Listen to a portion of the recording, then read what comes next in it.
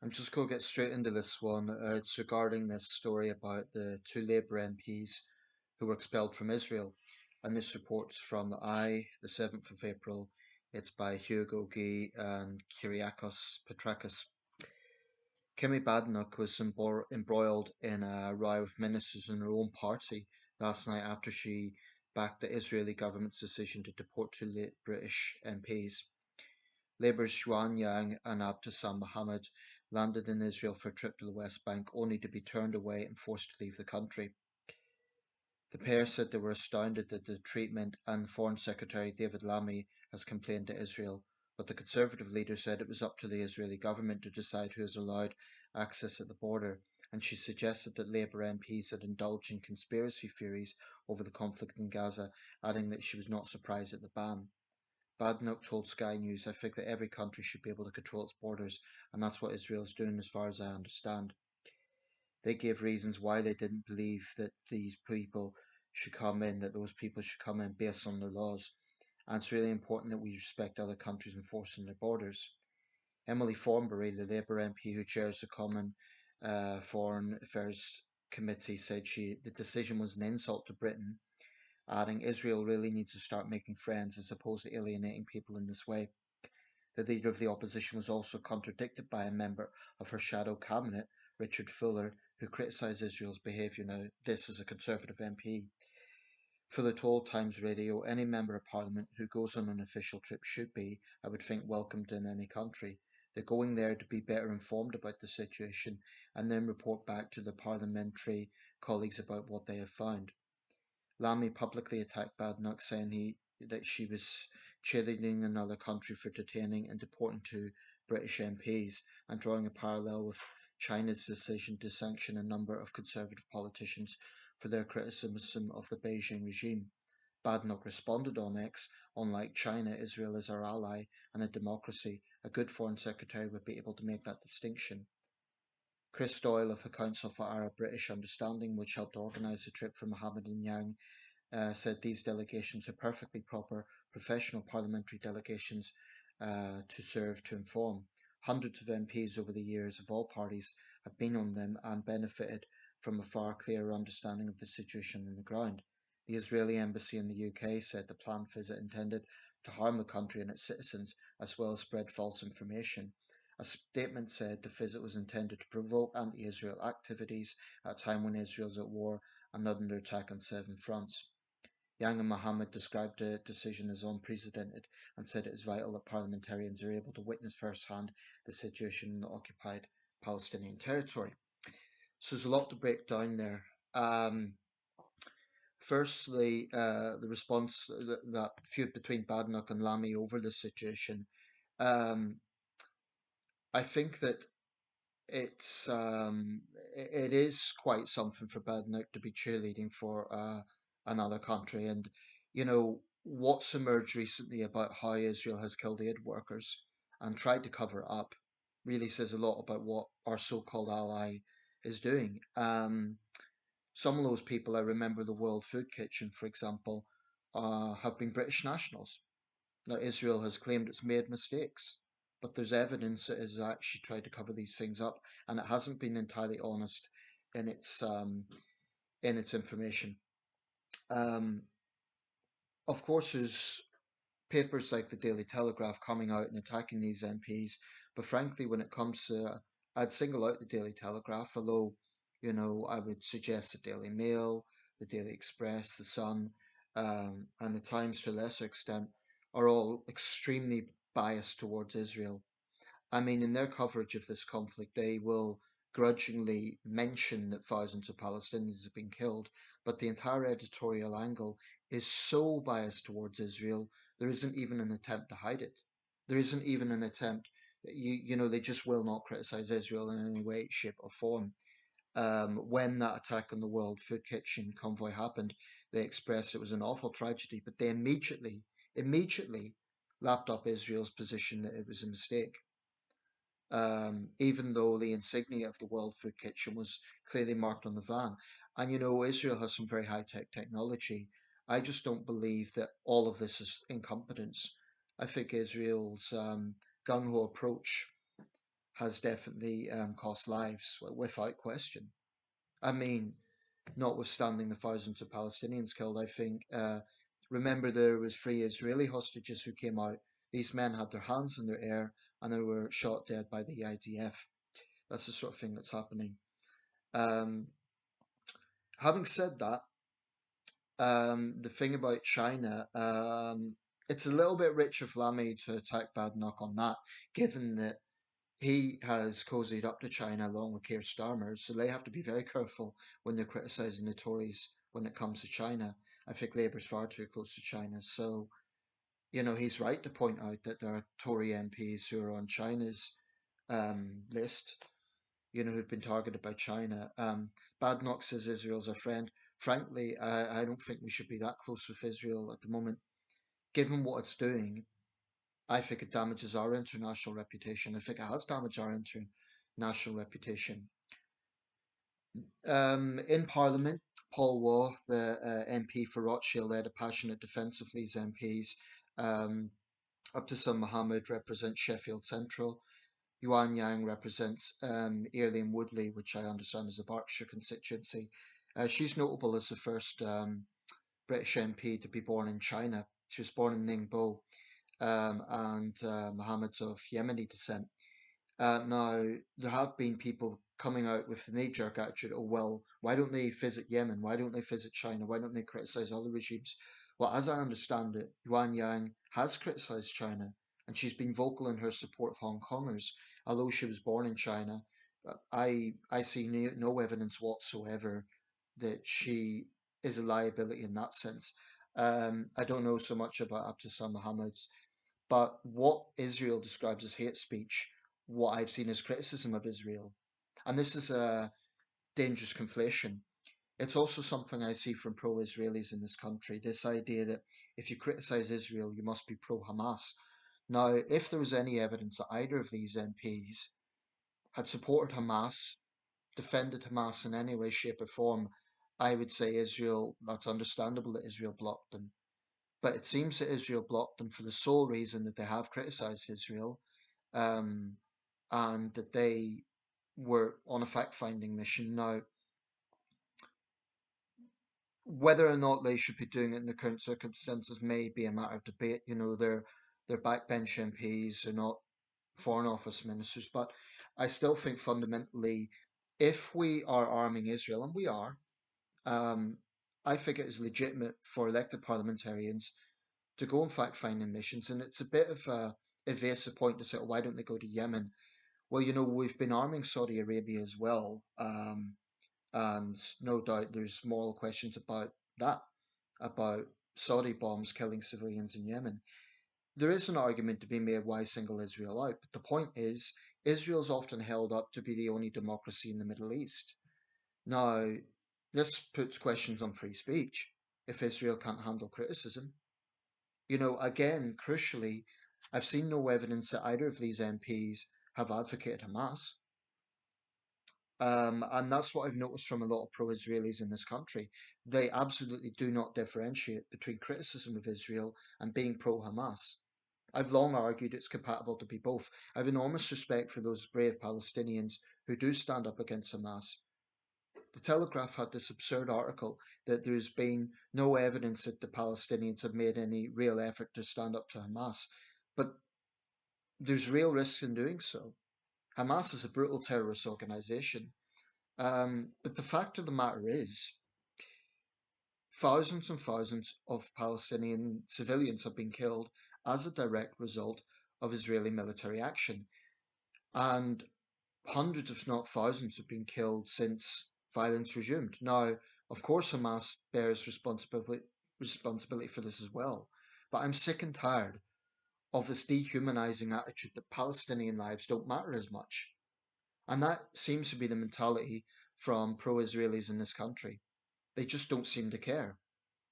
If we were talking about almost 50,000 dead Israelis, in fact, it's over that now,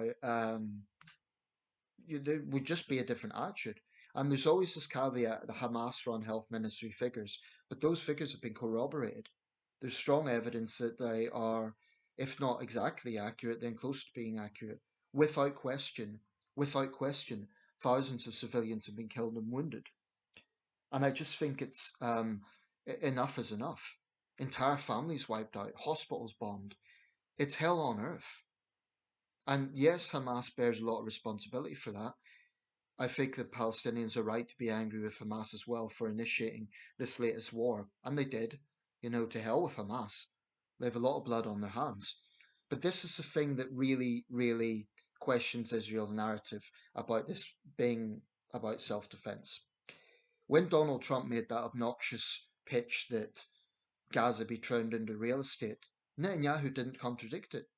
In fact, I think the fact that Trump said it so publicly took Netanyahu aback a little bit. But this proves that this isn't about self defense. This isn't Israel saying, okay, we're going to act against Hamas. Hamas leaders have been killed, yet the airstrikes continue. I think from a practical perspective, I think what Israel is attempting to do is impossible. Kill every Hamas fighter. I mean, I just think objectively it's flawed. Of course, every single hostage should be released. That is an inhumane thing that Hamas has done, and we should never forget those people are in awful conditions. But frankly, there's Palestinians held for very dubious reasons in Israeli prisons. So why the double standards there? If it's Israelis or hostages, and if it's Palestinians, well, they must be guilty. I would say some of them probably are guilty of violent attacks on Israelis, but some of them, I I think, given Israel's track record and how it treats prisoners, um, you know, are we really to believe that these people have due process? That a 15-year-old Palestinian held in Israeli custody is going to get a fair trial? I don't think so. Um, and Israel talks about being at war on seven fronts, but I think what Emily Thornberry said is very poignant.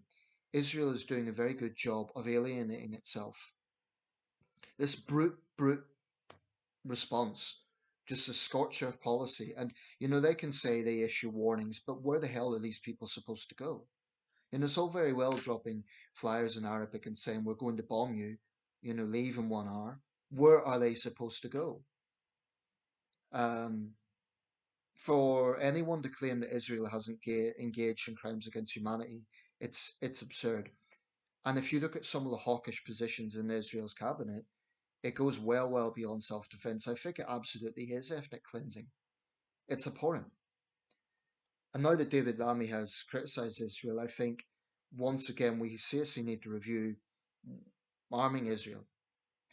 Interestingly enough, the two prime ministers who halted arms to Israel were Tony Blair and Margaret Thatcher. Now, if they could do it, I don't see how Keir Starmer couldn't. Once again, does this get back to we better not offend Trump?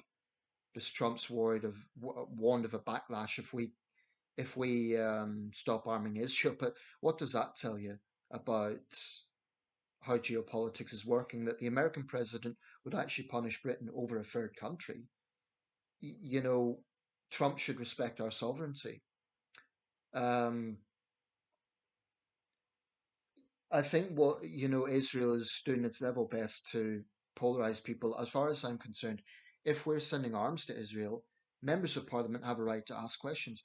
And as for this thing about why Israel, why go there, a lot of the constituents of both these MPs are going to have a vested interest. They're going to be there's going to be people of Arab descent. There's going to be people of Palestinian descent within their constituencies. This is a major issue. Um, of course, MPs should prioritise issues at home, but if you look at both these MPs' social media, it's absolutely full of domestic issues. It's not like they're only focusing on this thing. Um, so what we're now seeing is a smear campaign. Like I say, if there's any evidence that either of these MPs have been cheerleaders for Hamas, then I'd have no sympathy. I'd say, well, yeah, that's understandable that Israel will block them. But from what I can tell, all they have done is criticise what is going on there. MPs have to be able to speak the truth, and the likes of the Daily Telegraph cannot be trusted in terms of impartiality. The BBC's been heavily criticised, but we've seen evidence in recent days of what Israel is doing, of its attempts to cover up its killings of aid workers. The Daily Telegraph is never going to give a fair assessment of that because their knee-jerk attitude is always to be pro-Israel. And it's one thing I deeply dislike about pro-Israeli sources, that there is just this utter failure to have a moral consistency. When innocent Israelis are killed in a terrorist attack by Hamas, then they are innocent. And that, I agree with that. What happened on October the 7th was barbaric. But what we have seen is October the 7th many times over. Why is it that a Palestinian family is deemed to be collateral damage and an Israeli family are victims of terrorism? I think what Israel is doing to arguably state terrorism. The whole thing about whether it's a genocide or not, there could be a lot of debate on that, but at the very least, I think we're seeing crimes against humanity. I'm disgusted by it, and I personally would favour distancing our relations with Israel at this time. Certainly until Netanyahu leaves office. I think Netanyahu's a war criminal. Um, and if you look at my videos from 2 years ago, or let's say from around the time of October the 7th, I admit my tone has changed a lot.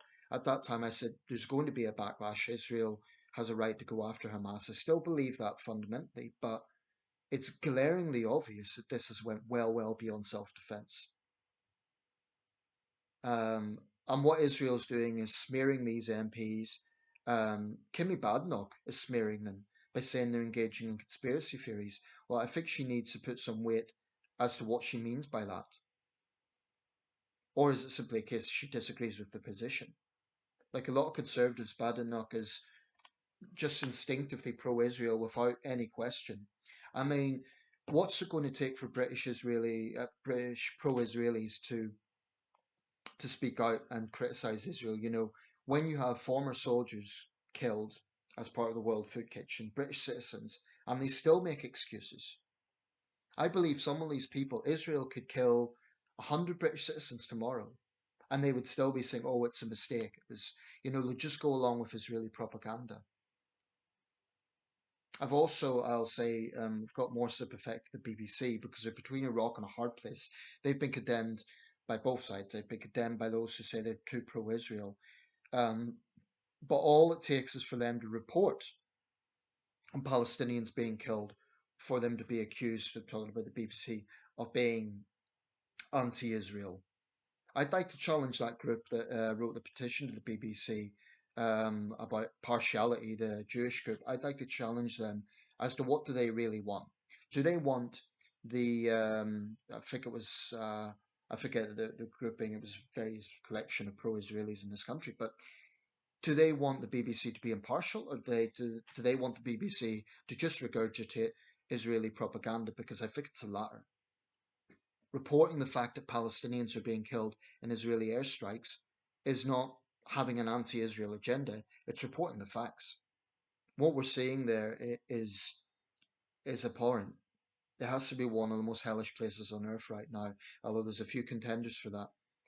I'd say Burma at the moment, Sudan, um, Eastern Ukraine, definitely there's a few contenders for that. Haiti for that matter, but certainly Gaza is up there. Um, how much, how long is this mass killing going to get a green light?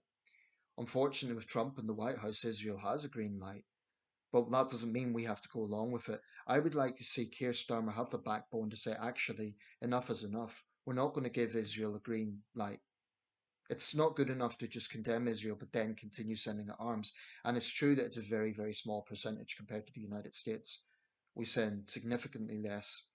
Germany sends more than Britain, but we don't have to just go along with America on this. We can stop arms to Israel tomorrow, and I think we should. I mean, it's just abhorrent. It's. I just think there's this desensitization to Palestinian suffering. This idea that, well, they're just collateral damage. It's unfortunate, but they're collateral damage. There's something very grotesque about that. And like I say, there absolutely wouldn't be the same standards if we saw so many Israelis killed. A final point. Over the years, I have made points defending Israel. I acknowledge that groups like Hamas have a genocidal policy towards the state of Israel, but I am also convinced that Israel's approach, wiping out entire families, killing thousands of people, it's having a counterproductive effect because it's not helping the hostages. It's making Israel even more hated in the region, and it's making countries that were initially sympathetic to Israel, um, it's polarizing them because they don't want to be seen to be backing this mass killing. I don't think it's justified if Israel kills one Hamas fighter at the price of 20 civilians. Incidentally, Hamas itself claims that they don't hide among civilians. Well, I wouldn't believe Hamas. They're probably lying about that, but I still don't think it's justified. I actually think targeted assassinations have more moral high ground than wiping out entire families. I have no problem with senior Hamas figures being killed if it's precise and if no civilians are killed along with them. I have no sympathy for them. These are evil men who, rack up a lot of money and don't give a damn really about their own people. Um, so no one should be under any illusions. Hamas are not freedom fighters. They are tyrants. But what Israel's doing right now is abhorrent. And this idea that if someone criticizes Israel as somehow being a cheerleader for Hamas, it's absurd. At this point, I would say the only people who support Israel outside Israel are right wingers in the United States, United Kingdom, maybe some in Canada, some in Australia, but really some in India perhaps. But I think Israel has done itself no favours with the approach it's taken. Just this indiscriminate mass killing, and the fact that this goes well beyond self-defense. The plans to basically force Gazans away um, from the home. It's ethnic cleansing. That's not self-defense. It's going well beyond that. And I think this country needs to take the right stance, stop supporting Israel with a green light.